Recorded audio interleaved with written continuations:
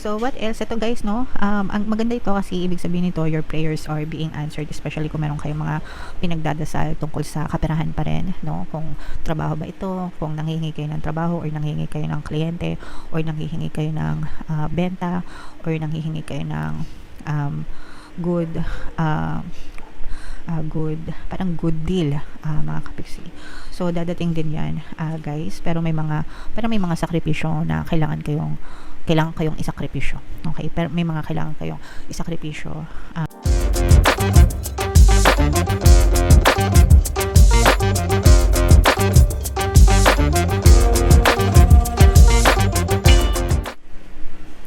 Hello guys, hello Taurus, welcome back to Pinay Pixie Tarot. Ang pamagat ng episode natin for tonight is Full Moon Kapalaran para ngayong February to March para sa Taurus, Sun, Moon, Rising Sign, and Venus. Yung full moon natin ngayong February guys ay sa February 12, tapos yung next na full moon naman natin ay sa March 14, mga kapiksi. So ang reading na to ay para sa period na yan guys, and ang pamagat ng ating full moon ay snow moon, mga kapiksi. So ito yung ating moon message para sa inyo guys. Napakaganda, no? Except wait lang. Expect powerful change, mga kapiksi. Ayan. Then, so new moon eclipse, expect powerful change guys. Asahan nyo na yung mga magaganda at malalaki, mga malalakas na pagbabago sa buhay nyo, mga kapiksi. But of course, syempre hindi nyo naman to ma-experience kung hindi kayo nagbabago. Your life will change only if you change, mga kapiksi. Kasi ang pagbabago ay magsisimula sa loob mo, no? It will come from you, it will come from within you. Kapag nagbago ka, doon lang din magbabago yung experience mo sa buhay mo. Kapag binago mo yung habits mo, yung patterns mo, yung paniniwala mo, yung vibration mo, mga kapiksi, yung energy mo, overall, doon lang din magbabago yung physical reality mo. Hindi pwede na nag-expect ka ng magandang pagbabago sa buhay mo, pero ikaw naman sa totoong buhay sobrang nega, no? Hindi siya nagme-meet. Kumbaga, nakikinig ka ng AM radio, nakikinig ka ng radyo, naka-tune in ka sa AM station, pero ang gusto mong marinig is yung mga kanta sa FM, 'di ba? So hindi siya mangyayari. Kung gusto mong marinig yung mga kanta sa FM station, dapat yung radyo mo naka-tune in sa FM station din. Ganon, no? So dapat ikaw naka-tune in ka dun sa tamang frequency, tamang vibration ng desire mo para ma-experience mo yung changes na gusto mo. Okay? So, but this is a very powerful message na pwede, no? As long as magbago ka, guys. So, attune to the moon, guys. Never mind the past. Life evolves every single day. So, kalimutan nyo na yung nakaraan. Tapos na yun, whatever happened, nung isang taon, nung isang buwan, kahapon, kanina, di ba? Tapos na yun, it's all over and insignificant na siya sa buhay nyo. So, always focus on the present and your present thoughts, no?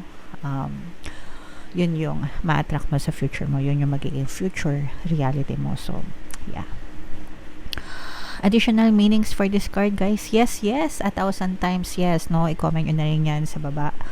Guys, yes, 1,000 times yes, no? Sabihin nyo ng everyday, maraming beses, yes, no? Yes, maabot ko yung mga desires ko. Yes, yayaman ako. Yes, healthy ako. Yes, maganda yung buhay ko. Yes, mapayapa yung buhay ko. Yes, masagana ako.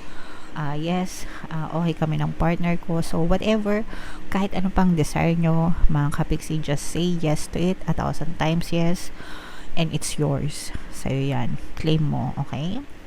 Kaya nga natin pinapa-mind kayo guys dito sa comment section para talagang mailagay nyo yung sarili nyo dun sa tamang frequency, mga kapiksi, tamang vibration. You're being shunted towards your life purpose. So nilalagay kayo sa tamang direksyon, no? sa tamang purpose nyo sa buhay. Your guides, your spirit guides, and the divine universe, they're always guiding you every single day. Whatever is happening now is happening for your highest good, mga kapiksi. Lahat ng nangyayari sa'yo, whether pangit, or hindi maganda, or maganda, lahat yan nangyayari para sa'yo, mga kapiksi.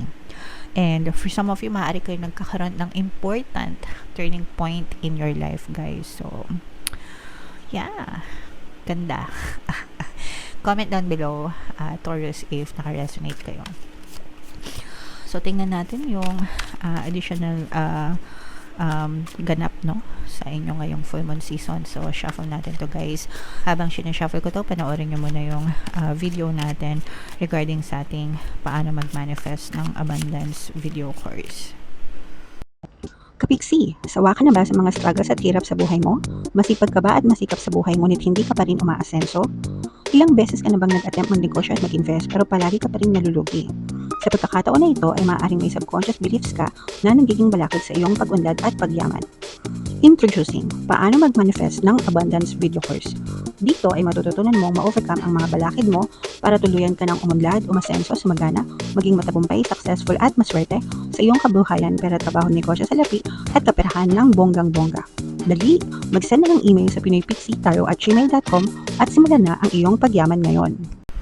Alright, so sa lahat ng gusto mag-avail ng course, guys, naka-flash sa screen nyo. Una, meron tayong paano mag-manifest ng abundance video course para sa inyong kaperahan, trabaho, negosyo sa lapi at swerte. Meron din tayong paano mawala ang third party at magkaroon ng harmonious na relationship para mawala yung mga sabit sa relasyon nyo. And meron din tayong email coaching, manifest your desires using the law of attraction. So, if interesado kayo dyan sa mga yan, guys, mag-send lang kayo ng email sa pinoypixie@gmail.com. Okay, so Taurus, guys, kayo ay represent ng Queen of Pens sa ating spread. Ito yung ating moon energy, mga kapiksi. So this is both negative and positive, guys. Unahin natin yung negative, no, kasi for some of you medyo naghihigpit ng sinturon. Yung iba sa inyo saving, no, parang nagsisave kayo para sa panahon ng kagipitan. Hindi naman sa pwedeng guys, no, parang meron naman kayong mga sources of income, ibig sabihin kumikita naman kayo, meron kayong pinagkakakitaan, pwedeng may trabaho kayo or negosyo, pero may pumapasok naman na pera sa inyo, pero parang hinihigpitan nyo yung sinturon nyo kasi sa panahon ngayon, di ba, ramdam naman natin yung epekto ng inflation, mga kapiksi, no. Kaya nga merong aumento sa sahod na 200 pesos, di ba? Dahil tumataas yung mga bilihin and yung sahod natin minsan hindi sapat. But meron din siyang domino effect, syempre. Kapag tinaasan yung sahod, syempre yung mga negosyante, babawi din sila sa presyo ng mga binibenta nila. So, pwede rin na tumaas yung mga bilihin. But anyway, ibig sabihin lang nito, mga kapiksi, yung iba sa inyo, parang meron kayong kailangan pag-ipunan. So, medyo maghigpit kayo ng sinturon kasi baka meron kayong unnecessary na paggagastusan sa mga susunod na panahon, no? So, be very mindful sa paggastos nyo, mga kapiksi. So, mag-ingat. Kumbaga, alalay lang sa wag naman masyadong i-deprive yung sarili, mga kapiksi, but at the same time kailangan pa rin maging frugal tayo, guys, no, yung mga kumbaga kung ano lang yung karapat dapat na pagbuhusan natin ng gastos, like yung mga basic necessities, unahin natin yon kaysa dun sa mga wants natin and sa mga desires natin. Kumbaga, spend your money wisely, guys, okay? And for some of you, mga kapiksi, gumaganda yung parang nasa healing kayo and nakakita kayo ng magandang progress sa healing nyo, no? So kung ito yung physical healing, kung meron kayong mga sakit na nararamdaman, guys, syempre wag nyong i-take for granted yan or ipagwalang bahala. Kumonsulta kayo, guys, sa mga doktor, manggagamot to ensure na everything is okay sa inyong kalusugan. Pero ito isang magandang mensahe na bumubuti yung lagay yung inyong sitwasyon, no, sa pangkalusugan. So, yeah. Panatilihin ang pag-inom ng mga supplements, vitamins, syempre, positibong mental diet sa pagkain, exercise, tulog, no? So, alam nyo na yan, mga kapiksi, pero nagkakaroon ng magandang resulta or progreso yung inyong mga kalusugan, guys. Okay? And for some of you guys, parang maaari kayo makatanggap din ng imbitasyon, no, sa parang bagong pagkakakitaan, no, pwedeng negosyo or investment. Parang may mag-i-invite sa'yo, may magpipitch in parang, pre, baka gusto mo mag-invest dito, ganyan. So, syempre, kayo na yung bahala mag-desisyon dyan. Pag-aralan nyo mabuti, make sure na align dun sa mga financial goals nyo, and make sure na hindi scam. Yun yung pinaka-importante, okay? So, pag-aralang mabuti bago kayo mag-desisyon, guys. So, what else? Tingnan pa natin. So, ito guys, i-mind nyo na tong mga healing na to, guys, no? Mind healing galing. So, what else? Ito guys, no? Ang maganda ito kasi ibig sabihin nito, your prayers are being answered, especially kung meron kayong mga pinagdadasal tungkol sa kaperahan pa rin, no? Kung trabaho ba ito, kung nanghihingi kayo ng trabaho, or nanghihingi kayo ng kliyente, or nanghihingi kayo ng benta, or nanghihingi kayo ng good parang good deal, mga kapiksi.